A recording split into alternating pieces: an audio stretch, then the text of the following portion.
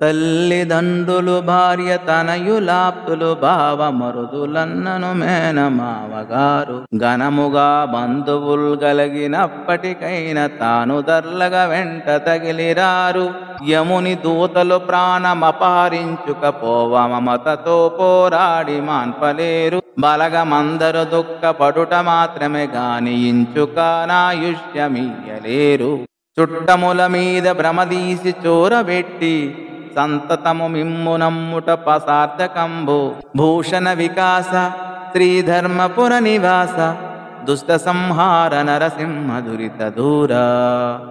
శోభామయమగు ధర్మపురమున వసించువో నరసింహస్వామి, నీవు దివ్యాభరణములతో ప్రకాశించువాడవు, పాపములను పారద్రోలువాడవు, దుష్టులను శిక్షించువాడవు.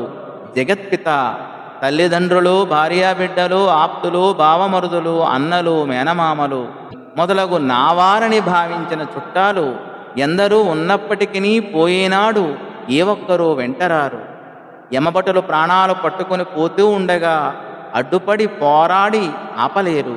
బంధువులెందరున్నా దుఃఖిస్తారేమో గాని ఆయుష్నివ్వలేరు. బంధు ప్రీతిని పక్కన పెట్టి నిన్ను నమ్ముకొనుటే అన్ని విధముల శ్రేయస్కరము.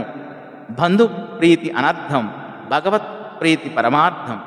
మమతలతో చుట్టేసుకున్న యమభటులు ఉచ్చు వేసి ప్రాణాన్ని లాక్కుని పోయేనాడు చుట్టాలు కంచుకోటలా చుట్టూ నిలబడినా సాధించేదేమీ లేదు. తమనే తాము రక్షించుకోలేని చుట్టాలు మనల్నేమి రక్షిస్తారు అని ఈ పద్య భావము. ధన్యవాదములు.